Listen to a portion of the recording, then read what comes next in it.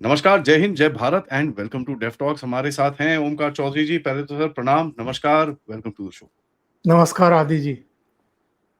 Sir, मैंने कभी ऐसी पार्टी टूटती हुई देखी नहीं, लेकिन अब पार्टी टूट तो रही है, ये सबको पता है।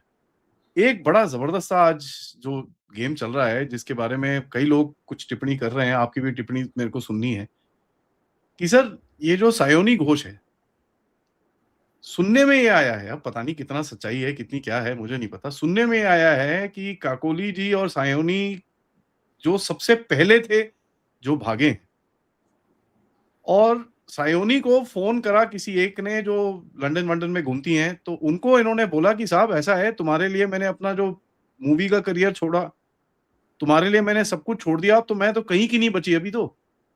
तो मेरे को अपनी ज़िंदगी सँभालने दो, तुम्हारे पास तो पैसे हैं, मेरे पास तो पैसे भी नहीं है, मैं तो मिडल क्लास से आती हूँ, मैं कहाँ जाऊँगी? ये अब पूरा रूमर में चल रहा है, इसके अंदर कोई सच्चाई नहीं है। आपका क्या ख़्याल है सर? क्या ये लड़की एक अकेली जो आजकल बड़ा खुले में घूम रही है, दिल्ली, कोलकाता और शाम को पहुँच गई जी वो भूपेंद्र यादव जी के घर में। तो आपको क्या लग रहा है, क्या हो रहा है ये पीछे? अ, यादव जी के घर में तो आज कोई एक और सांसद भी पहुंचा है और अब कुल मिलाकर के 28 में से 22 सांसद हो गए हैं, ऐसा काकोली घोष ने दावा किया है। और उन्होंने ये कहा है कि स्पीकर से जब हम मिलेंगे तो उन सब नामों का खुलासा कर देंगे। इसका मतलब ये है आदि जी कि day by day Mamata Banerjee की पार्टी के सांसदों की उधर संख्या कम हो रही है और इधर बढ़ती जा रही है।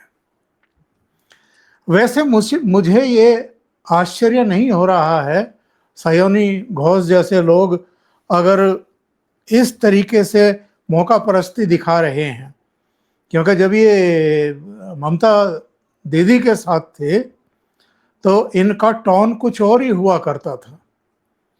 महुआ मोइत्रा से लेकर के ये और तमाम इनके दूसरे सांसद, उनके तब के बयान उठा करके देखें तो ये सयानी घोष जो है ये मक्का मदीना की बात करती थी, नगमे सुनाती थी।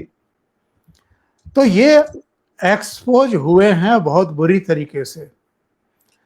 अभी जो ये कयास चल रहे हैं कि भारतीय जनता पार्टी से इनको कोई एश्योरेंस मिली होगी, मुझे लगता है कि भारतीय जनता पार्टी ने इनको क्लियर कट ये बताया है कि अभी तो भूल जाइए कि आप बीजेपी में शामिल हो सकते हैं या बीजेपी के हिस्से हो सकते हैं, क्योंकि अभी जो कुछ चल रहा है पश्चिम बंगाल में, हम हर एक का बैकग्राउंड देखेंगे, किसने कब क्या कहा है जरा ये भी देखेंगे, और एवं ही किसी को आंख मूंद करके नहीं लेंगे। कम से कम एमएलए के बारे में तो यही कहा गया था। एमपीज के बारे में हो सकता है नरेंद्र मोदी और अमित शाह का थोड़ा सा नजरिया फर्क इसलिए हो क्योंकि यहां एज सच उनको बहुमत तो है भाई। 293 तो सांसद उनके साथ हैं, 240 बीजेपी के अपने हैं और बाकी जितने भी हैं वो एनडीए के घटक दलों के हैं। तो उनको बहुमत में तो कोई दिक्कत है नहीं। आगे चल करके अगर ये सब मर्ज होना चाहते हैं बीजेपी में तो इसमें भी पेच आएगा।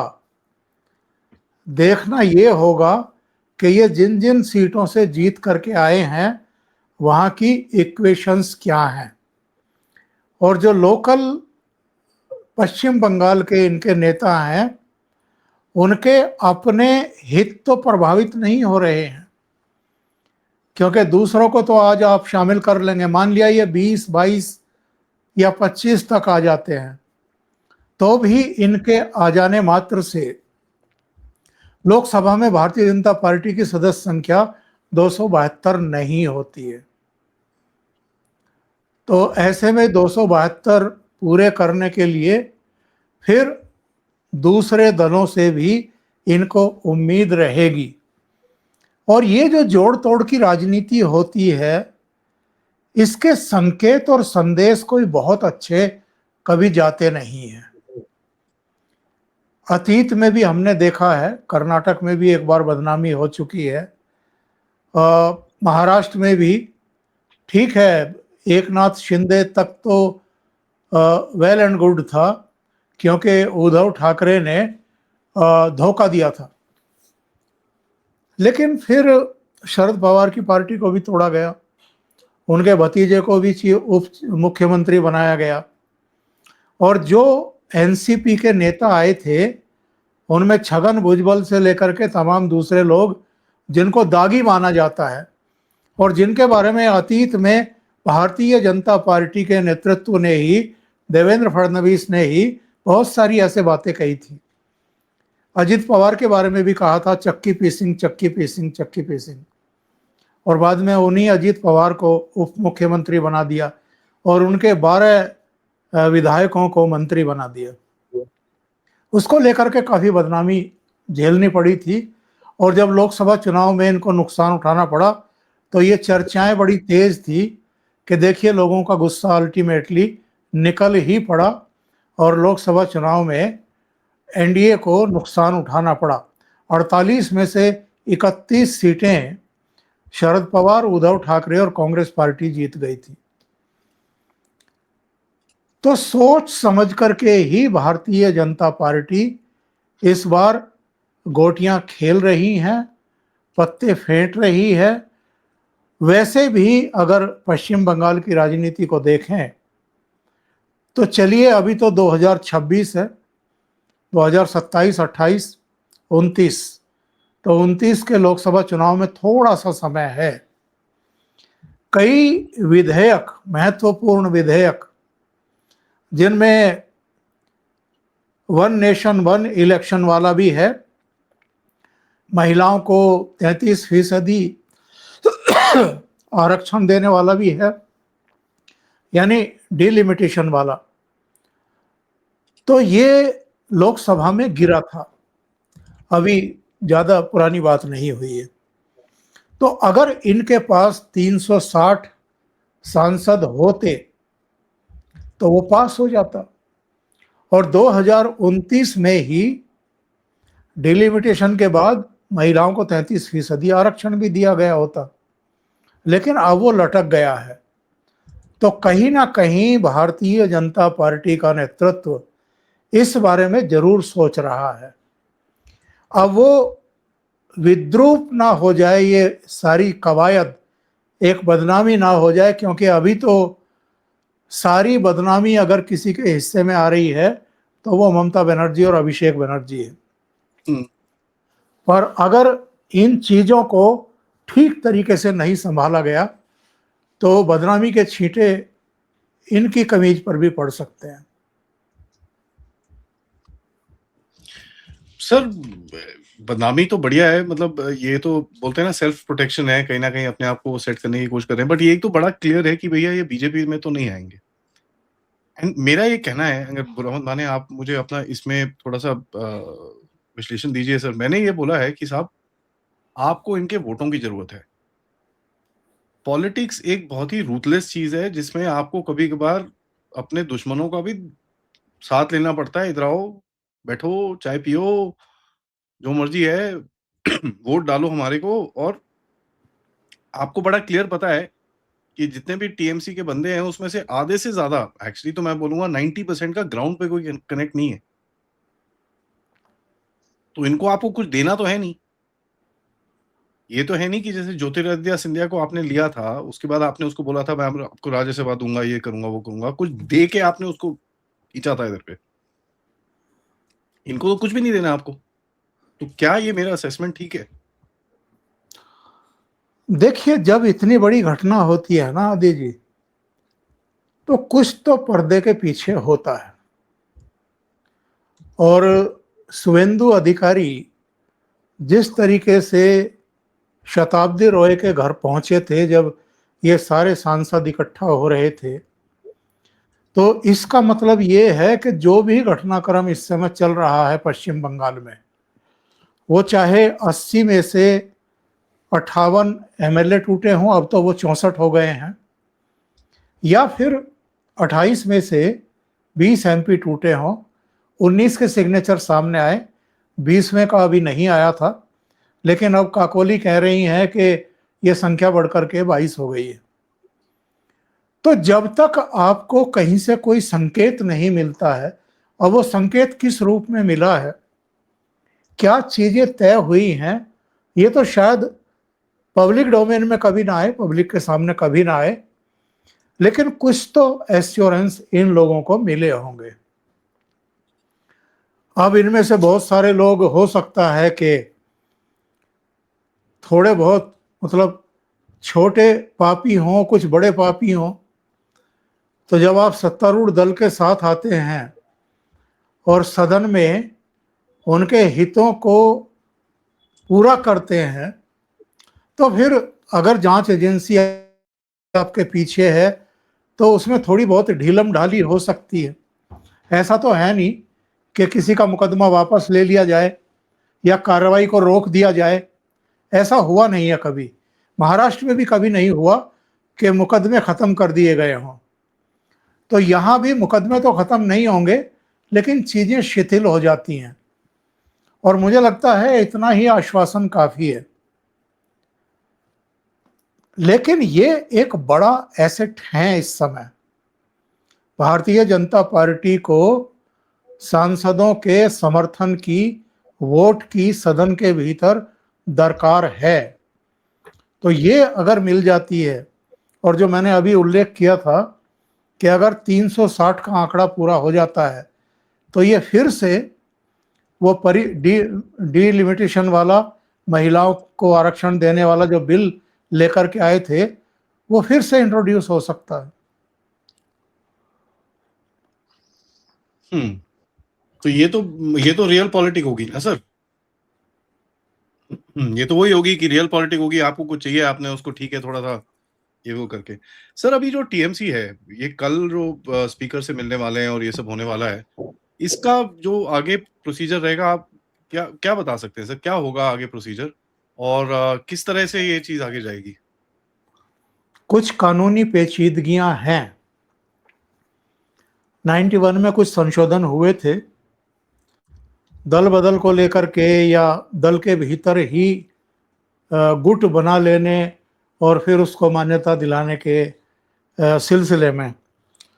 और उसमें कुछ प्रावधान किए गए थे कि स्पीकर भी ऐसे गुट को मान्यता नहीं दे सकता, या तो जिस संसदीय दल से, जिस पार्टी से ये बिलोंग करते हैं, उस पार्टी की अध्यक्ष इनको एक्सपेल कर दे, निकाल दे, निष्कासित कर दे, या स्पीकर को लिखे कि इन्होंने अनुशासनहीनता की है, ये हमारे कहने में नहीं है, हमारा जो मुख्य सचेतक है या जो हमारे संसदीय दल का नेता है, वो जो दिशा निर्देश दे रहा है उसके अनुरूप ये सदन के भीतर बिहेवियर नहीं कर रहे हैं, लिहाजा इनके खिलाफ कार्रवाई की जाए।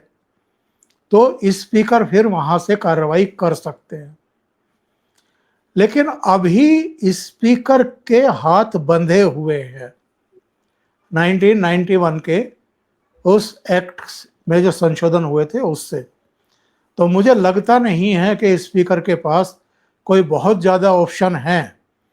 हाँ, चूंकि सदन की व्यवस्था चलाने की जिम्मेदारी उनकी है और वहाँ सिटिंग अरेंजमेंट भी उन्हीं के अनुसार होता है, यानी लोकसभा सचिवालय ही करता है जी। तो हो सकता है अगर इनकी मांग है कि हम अब टीएमसी के सदस्यों के साथ नहीं बैठना चाहते, हमारी सीटिंग व्यवस्था आप एनडीए के जो सांसद हैं उनके साथ कर दीजिए, वैसा कुछ देखने को मिले, पर उसकी भी संभावना थोड़ी कम है। तो भी होगा क्या सर कल फिर?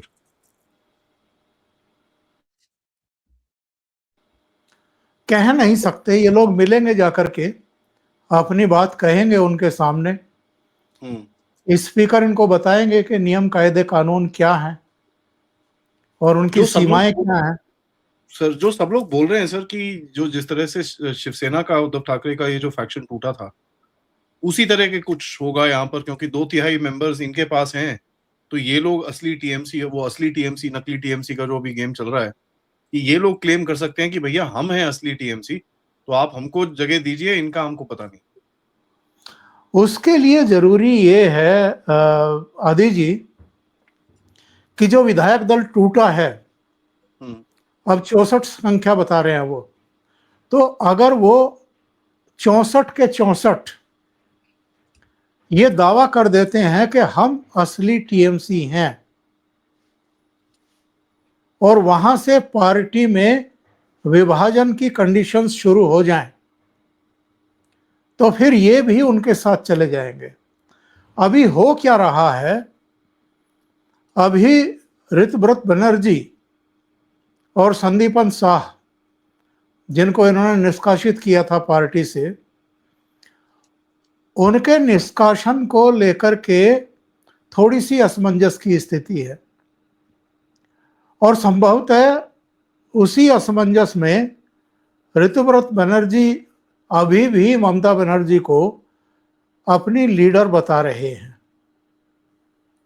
यानी वो अभी अलग गुट बना करके नेता प्रतिपक्ष तो बन गए हैं, लेकिन वो अपने आप को टीएमसी में ही बता रहे हैं। वैसे महाराष्ट्र में भी यही हुआ था। एकनाथ शिंदे ने यही कहा था कि हम टीएमसी में ही हैं, और शुरू में कहा था कि मातोश्री परिवार यानी उद्धव ठाकरे के प्रति हमारा जो सम्मान है वो वैसे का वैसा ही है। लेकिन ये सब चीजें एक राजनीति में पोस्चरिंग होती है, तो ये पोस्चरिंग ली जा रही है। एक्चुअल में वैधानिक दृष्टि से इनको तभी अलग मान्यता मिलेगी या इनके असली टीएमसी होने के दावे पर तभी कोई कानूनी सुनवाई या चुनाव आयोग में सुनवाई या सुप्रीम कोर्ट में सुनवाई हो सकती है, जब ये मामला चुनाव आयोग में विधिवत जाए। सिंबल के लिए, पार्टी के लिए, दावेदारियों के लिए, फिर वो कहेंगे कि ये गलत तरीके से विभाजित हुए हैं और गलत तरीके से इनको नेता प्रतिपक्ष बनाया गया है, तो वहां पर तय होगा फिर, जैसे उस मामले में हुआ था। तो ये देखना बड़ा दिलचस्प होगा, लेकिन अल्टीमेटली रास्ता वही है। इन दोनों को, यानी जो संसदीय दल के टूटे हुए सांसद हैं 22 और जो 64 एमएलए टूटे हैं उनको, और इनकी पार्टी के जो जिला अध्यक्ष हैं, अगर वो भी टूटते हैं, ब्लॉक प्रमुख टूटते हैं, जो पार्टी ऑफिसियों हैं, पदाधिकारी हैं, संगठन के लोग हैं, वो भी टूटते हैं और उनका 2/3 हिस्सा एक तरफ साबित हो जाता है, यानी टीएमसी के अधिकांश सदस्य भी इनके पक्ष में हो जाते हैं और ये कागजी खानापूर्ति पूरी करके चुनाव आयोग और फिर सुप्रीम कोर्ट के सामने रखते हैं। तो मुझे लगता है कि प्रक्रिया थोड़ी लंबी तो होगी, लेकिन वही एक सही रास्ता होगा।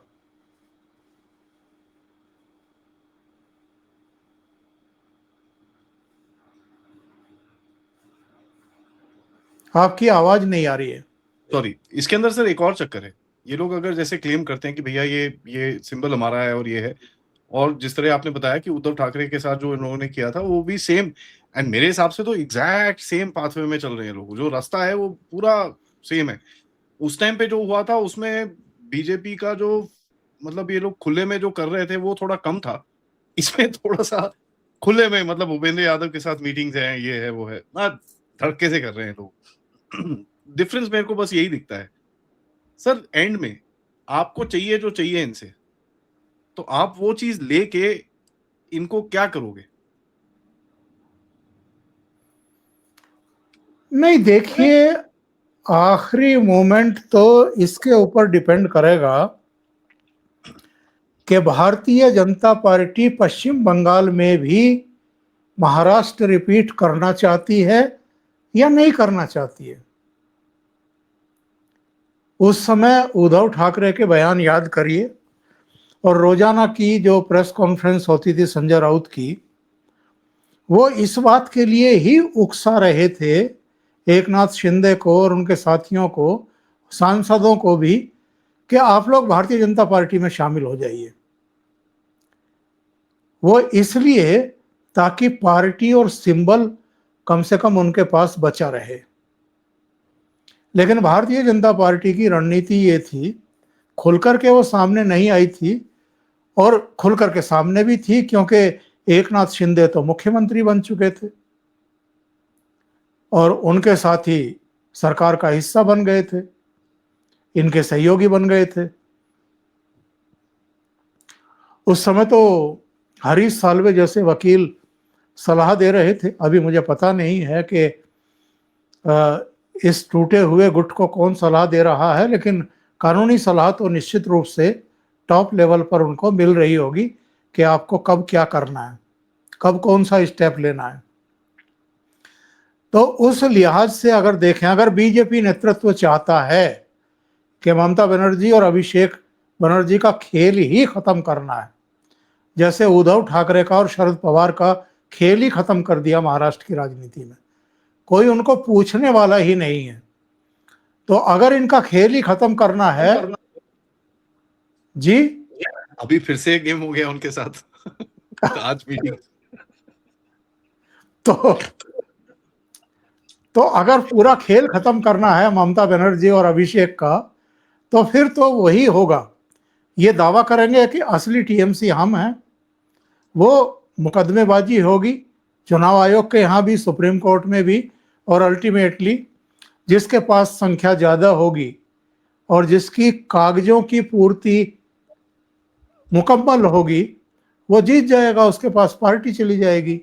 फिर ममता बनर्जी को भी उसी तरीके से, जैसे नया सिंबल और नई पार्टी का नाम शरद पवार को लेना पड़ा और उद्धव ठाकरे को लेना पड़ा, ऐसे ही 28 साल बाद, टीएमसी के गठन के 28-29 साल बाद ममता बनर्जी को भी एक नई पार्टी का नाम और सिंबल लेना पड़ेगा, और फिर आगे के लिए फिर देखेंगे स्ट्रीट फाइटर की जो इनकी छवि है वो कितना आगे बढ़ा पाती हैं।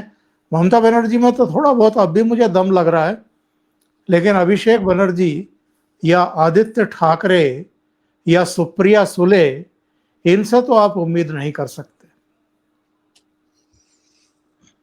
तो अभी ये जो आज भी हुआ है इनका अभी मैं तो बोल रहा हूँ भाई, एक तरफ बंगाल में तोड़ो यार, यहाँ पर महाराष्ट्र में खड़े हो गए आप तोड़ते हुए, वहां पर तोड़ते तोड़ते इधर पहुंच गए हैं। एक जगह करो ना यार, कम से कम मैच किया फोकस तो कर सके यार। यहाँ पर टूट रहा है, चल ठीक है यहाँ फोकस करो। वो ये क्या हुआ, वहां पर भी टूट गया? अच्छा, तो सर चक्कर तो 2/3 का है ना जी, चक्कर तो 2/3 का है। 20 बंदे अभी बाकी हैं उसके अंदर। अगर आप देखें 340 300 41 42 43 जो भी है, 44 तक पहुंच गए हैं ये लोग, तो फिर भी 20 सीट अभी भी बाकी है इनकी। कहां से आएंगी वो? ये तो 6 हुए, इसके बाद बाकी जो 14 15 18 20 या जो जितने भी हैं वो कहां से आएंगे सर? देखिए बात ऐसी है कि मैं ऑन एयर उन चीज़ों का खुलासा करूं तो मुझे भी शोभा नहीं देता है, पर अगर मोदी जी और अमित शाह ने ठान लिया है कि हमें 360 की संख्या पूरी करनी है तो वो कर लेंगे। देखिए उद्धव ठाकरे के पास भी मरी गिरी हालत में मेंबर ऑफ पार्लियामेंट तो हैं, और शरद पवार के पास भी 8 एमपी हैं, तो ये तो उनको तय करना है, यानी अमित शाह और नरेंद्र मोदी को, कि शरद पवार की बेटी सुप्रिया सुले को मंत्री बनाना है या नहीं बनाना है, क्योंकि बार बार मामला यहीं आकर के अटक रहा था। इससे पहले आदि जी 3 बार शरद पवार के कहने पर अजित पवार ने भारतीय जनता पार्टी नेतृत्व से बात की थी विलय के लिए, लेकिन वो इसलिए सिरे नहीं चढ़ी कि शरद पवार की बेटी को वो मंत्री बनाने को तैयार नहीं थे। उन्होंने कहा कहीं और एडजस्ट कर देंगे, कुछ और कर लेंगे, मंत्री नहीं बनाएंगे। तो अगर सुप्रिया सुले वाला मामला किसी तरह निपट जाता है तो हो जाएगा ये काम। इसी तरीके से जो उद्धव ठाकरे के साथ लोग हैं, वो तो अगर अगले चुनाव में उनको टिकट की और जीत की गारंटी मिल जाए, गारंटी तो ये क्या देंगे, पर टिकट की अगर उनको गारंटी मिल जाए कि फिर से भारतीय जनता पार्टी का टिकट मिल जाएगा, तो वो लोग भी आ जाएंगे। तो अगर हम इनको जोड़ें तो 17-18 उनके, 19 के आसपास उनके बैठेंगे, 22 के आसपास ये आ रहे हैं, कुछ एक दो और भी आ सकते हैं टीएमसी के। तो मुझे लगता है कि उतना तो जुगाड़ हो जाएगा।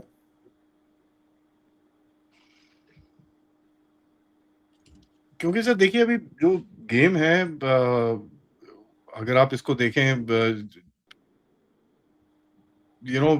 जिस तरह से जो पूरा पॉलिटिक्स अभी इस टाइम पे चल रही है, बड़ी डेलिकेट पोजीशन के अंदर है। और बीजेपी का ये जो गेम है, अगर ये पूरी तरह से सेट हो जाता है तो 27 का यूपी का मतलब लिटरली फिर एक वो अखिलेश साहब बचेंगे जिनके साथ जो करना है इनको करना है। और उसके बाद 29 के ऊपर काफी इम्पैक्ट इसका आएगा, क्योंकि अगर आप देखें बंगाल की जो कितनी सीट है सर, 28-29 सीट है लोकसभा की, अगर उसमें से आप 70-80% या जितना भी आप खींच सकते हो, तो आपका तो मतलब वैसे भी गेम वहां पर हो जाता है। डिलिमिटेशन का जो गेम है वो हो जाता है आपका, तो आपको काफी फायदा होगा इलेक्टोरल पॉलिटिक्स के अंदर। तो ये काफी क्रूशल जंक्शन है बीजेपी के लिए। सर इसके अंदर अगर आप देखें अभी जो बड़ी-बड़ी खबरें हैं जो आ रही हैं कि साहब कांग्रेस रो रही है कि ऐसे कैसे कर सकते हो, ये वो एंड ऑल दैट। तो ये मेरे को एक चीज़ यहाँ पर पूछनी है कि पॉलिटिक्स में अब जैसे बीजेपी के भी कितने लोग हैं वो बोलते हैं यार ये लोग इतनी गालियाँ देते थे, इन्होंने हिंदुत्व को गालियाँ दी हैं, बीजेपी को गालियाँ दी हैं, क्यों ले रहे हो उनको? इनका आप कैसे जवाब दोगे सर? क्या बोलोगे इनको? नहीं देखिए, कुछ लोगों को तो रोना ही है, उनके रोने को तो आप रोक नहीं सकते हैं। उनके लिए तो स्थितियां परिस्थितियां ही ऐसी बन गई हैं कि रोने के अलावा कोई चारा उनके सामने है नहीं। ये लोग शोर मचाएंगे। जहां तक प्रश्न है 2027 के उत्तर प्रदेश चुनाव का, उत्तर प्रदेश के लिए को लेकर के भारतीय जनता पार्टी चिंतित नहीं है। विधानसभा चुनाव को लेकर के तो बिल्कुल भी नहीं है। ये केवल इकोसिस्टम में और मीडिया के एक हिस्से में एक हवा बनाई जाती है हर बार। उत्तर प्रदेश में तो इतना सॉलिड नेतृत्व काम कर रहा है और पूरे उत्तर प्रदेश की आबो हवा ही बदल दी है योगी आदित्यनाथ और प्रधानमंत्री नरेंद्र मोदी ने मिलकर के। तो उत्तर प्रदेश तो छोड़ ही दीजिए, उत्तराखंड तो उस पर चिंता करने की जरूरत नहीं है, 2 स्टेट में वापसी हो ही रही है। गोवा मणिपुर में भी ये लोग टक्कर देने की स्थिति में नहीं है। मेरी दिलचस्पी अगर आप पूछें तो पंजाब में है। जो हाल ममता बनर्जी का बंगाल में हुआ है, वही हाल इस बार पंजाब में आम आदमी पार्टी और कांग्रेस का हम होते हुए देखेंगे। और अकाली दल उन्होंने देख लिया, पंजाब की जनता ने। कांग्रेस पार्टी का शासन कुशासन उन्होंने देख लिया और 5 साल की सरकार अब अरविंद केजरीवाल भगवंत मान की भी देख ली। वहां एक बहुत बड़ा निराशा का माहौल है और वो विकल्प की तलाश कर रहे हैं। और मेरा ये मानना है कि केवल आज की बात नहीं है ये। जब राष्ट्रीय आंदोलन चल रहा था, जब स्वतंत्रता आंदोलन चल रहा था, तब भी पंजाब में राष्ट्रवादियों की कभी कमी नहीं रही, कभी भी कमी नहीं रही। जलियांवाला बाग जैसा कांड जो है वो पंजाब में ही हुआ है, अमृतसर में ही हुआ है। लाठियां उन्होंने खाई हैं। मुस्लिम आक्रांताओं से लड़ाई उन लोगों ने लड़ी है। तो वहां राष्ट्र को प्यार करने वाले, और मैं तो अलग अलग क्षेत्रों में अगर आप उठाकर देख लीजिए, हमारी सेनाओं में, हमारे अर्धसैनिक बलों में, हर जगह उनका कंट्रीब्यूशन है। हमारे सिनेमा में आप देख लीजिए, पंजाब ने कैसे कैसे हीरे दिए हैं। साहित्य जगत में देखिए आप, विधि के क्षेत्र में देख लीजिए, हर क्षेत्र में उनका कंट्रीब्यूशन है। तो अगर उनको बात जम जाए और जो दुष्प्रचार किया गया है प्रधानमंत्री नरेंद्र मोदी को लेकर के, उनकी नीतियों को लेकर के, कृषि कानूनों को लेकर के, वो अगर काबू में आ जाएं, यानी लोगों की सोच में ये लोग बदलाव करने में कामयाब हो जाएं और उनके दिमाग में ये भी बात बैठ जाए कि अरविंद केजरीवाल को भी देख लिया, भगवंत मान को भी देख लिया, किस तरीके से सदन में खड़े नहीं हो पा रहे हैं, दारू पी करके वहां भाषण देने आ गए। और जिस तरह का राज उन्होंने किया है पिछले 4.5-5 साल में, वो भी सबके सामने है। जो वादे किए थे वो भी पूरे नहीं हुए। बिजली का भी संकट है, इसके अलावा वहाँ करप्शन है, वहाँ अपराध बढ़े हैं, वहाँ पर आतंकवाद ने फिर से दस्तक देनी शुरू कर दी है, वहाँ ड्रग्स के मामले हैं, वहाँ धर्मांतरण का मामला है, वहाँ ड्रोन से पाकिस्तान की साइड से वेपन्स गिराए जाते हैं। तो तमाम तरह की गतिविधियां वहां चल रही हैं, रोजगार नहीं है युवाओं के लिए। तो ये चीजें बहुत काउंट करेंगी इस बार के चुनाव में। अभी एक चिट्ठी आई है सर, ममता बनर्जी के कैंप ने, कभी मेरे को अभी अपडेट आया है, उन्होंने एक, मैं ये चिट्ठी जरा डाल देता हूँ। अभिषेक बैनर्जी ने चिट्ठी लिखी है, तो ममता बनर्जी के कैंप ने लोकसभा स्पीकर को चिट्ठी लिखी है कह के कि भाई किसी और को मत मानिए, हम लोग ही हैं और हम इन पे initiate appropriate proceedings under 10th schedule of the constitution, हम इनके ऊपर एक्शन लेने की कोशिश करेंगे। और अगर ऐसा कुछ होगा, कोई भी सिंगल पॉलिटिकल पार्टी है और कोई और किसी को रिकग्निशन मत दीजिए आप। तो ये इन्होंने अभी चिट्ठी लिख दी है। ये तो जैसे सुप्रीम कोर्ट और हाई कोर्ट में कैविएट डाली जाती है कि एक तरफा फैसला मत ले लीजिएगा, हमारी भी सुन लीजिएगा। तो ये तो रोते पीटते पहुंचे हैं स्पीकर के पास। स्पीकर का भी दायित्व बनता है कि सिग्नेचर देख ले, नियम कायदे कानून क्या है वो जरा भांप ले, उनका आकलन कर ले और उसके बाद ही सोच समझ करके फैसला करें। क्योंकि जो भी वो फैसला करेंगे अल्टीमेटली उसको भी चैलेंज किया ही जाना है। पहले पार्टी चैलेंज करेगी, फिर वो हाई कोर्ट सुप्रीम कोर्ट भी जाएंगे। तो ये लंबी प्रक्रिया है। अब देखिए क्या होता है। आदि जी सर, मेरे को अब दूसरा आखिरी में आपको पूछना है कि जो कांग्रेस का राज्यसभा का ये जो मध्य प्रदेश में गड़बड़ हुई है, इसके ऊपर मेरे को जरा 1 मिनट आपसे पूछना है कि सुप्रीम कोर्ट गए, इधर गए, उधर गए, अब तो हुआ नहीं, उन्होंने बोला हाई कोर्ट चले जाओ। आई थिंक आज 14 तारीख है, 18 तारीख को है ना सर राज्यसभा के इलेक्शंस। तो अभी इसमें कुछ बचा है इनके लिए स्कोप इस चीज को वापस लेने के लिए, कि ये हो गया, गेम अप है? मेरी राय में तो कुछ नहीं बचा है। किसी भी चुनाव की प्रक्रिया जब शुरू हो जाए, अधिसूचना जारी हो जाए, तो जब तक वो कंप्लीट नहीं हो जाता है तब तक कोई कोर्ट उसमें हस्तक्षेप नहीं कर सकती है और किया भी नहीं गया है। इस मामले में भी नहीं किया गया। सुप्रीम कोर्ट ने भी इनकार कर दिया कि हम तो नहीं सुनेंगे, बल्कि इनकी याचिका खारिज की है। आप चाहें तो हाई कोर्ट चले जाइए। मुझे नहीं लगता कि हाई कोर्ट से भी इनको किसी तरह की रिलीफ मिलेगी, ऐसा लगता नहीं। क्योंकि सुप्रीम कोर्ट ने अगर बोल दिया कुछ नहीं है तो फिर तो हाई कोर्ट तो कुछ बोलेगा नहीं ना आगे से। इंटरेस्टिंग। ये एक जो बोलते हैं ना सर, मॉरल कनंड्रम बैठा हुआ है, सबके दिमाग के अंदर की किस तरह से ये होगा, किस तरह से क्या होगा। मैं अपनी तरफ से यही बोल रहा हूँ कि यार आपको वोट चाहिए, वोट लो और पासे मारो इनको। पंजाबी में बोलते हैं ना जूस कड्डो पासे मारो। मतलब आम है या मौसम्बी है, जो मर्जी है उसको दबोचो, जूस निकालो, जो चाहिए चलो, बाकी थैंक यू, आगे। और ये चीज इनके दिमाग में बड़ी क्लियर होनी चाहिए कि भैया आपका सिर्फ जूस ही निकल सकता है, बाकी कुछ हमको कुछ चाहिए नहीं आपसे। तो ठीक है, आपको अगर चाहिए तो हम थोड़ा सा आपके ऊपर हल्का ले लेंगे, बट बाकी चीजें जो हो रही हैं जरा बताओ, चिट्ठियां दो, एविडेंस दो, ताकि बाकियों पे तो हम कार्यवाही करें। देखिए, चुने हुए जो जनप्रतिनिधि हैं उनको माहौल सूंघने में ज्यादा समय लगता नहीं है। लगता नहीं है, सही बात बोली आपने। ये एक तो हरियाणा, महाराष्ट्र, दिल्ली, बिहार, पश्चिम बंगाल, लगातार 5 राज्यों में, ये तो 5 राज्य महत्वपूर्ण है। असम भी इक्वली उतना ही महत्वपूर्ण है।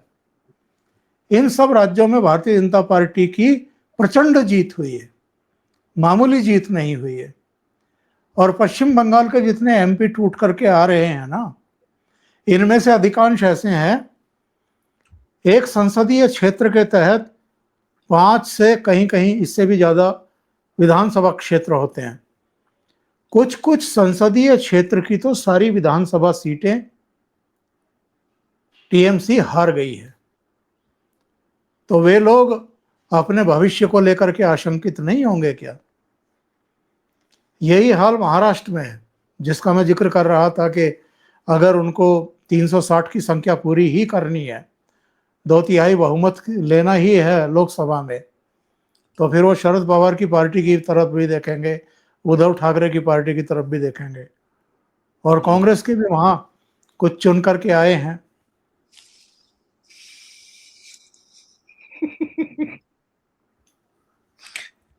बाप रे बाप, पॉलिटिक्स बड़ी डेंजरस चीज है सब। हम जैसे लोगों को दूर से ही ठीक है, ये ऐसे बड़ी डेंजरस गेम है। और मोटा भाई ने काफी जबरदस्त चाल खेली है, मतलब खुद चुपचाप बैठे हैं आराम से, कोई स्टेटमेंट नहीं है, कोई कुछ नहीं है, सब भाग रहे हैं इधर से उधर।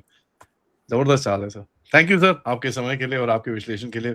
बड़ा इंपॉर्टेंट चीज आपने बताई है, एंड कल बड़ा एक इंपॉर्टेंट दिन है, तो देखते हैं कल क्या होता है, क्योंकि इसके बाद की पॉलिटिक्स कैसे खुलेगी उसके ऊपर कल का पूरा पूरा दिन का क्या होता है उसके अंदर सब डिसाइड करेगा। Thank you sir. एंड सब ऑडियंस से बहुत रिक्वेस्ट है, धन्यवाद आदि जी। सर के चैनल को और हमारे चैनल को प्लीज लाइक करिए, सब्सक्राइब करिए, और फॉलो करिए और सपोर्ट भी करते रहिएगा। हमारा डिस्क्रिप्शन जरूर पढ़िएगा, हमारे ग्रुप्स में आप ज्वाइन कर सकते हैं। नमस्कार, जय हिंद, जय भारत। जय हिंद।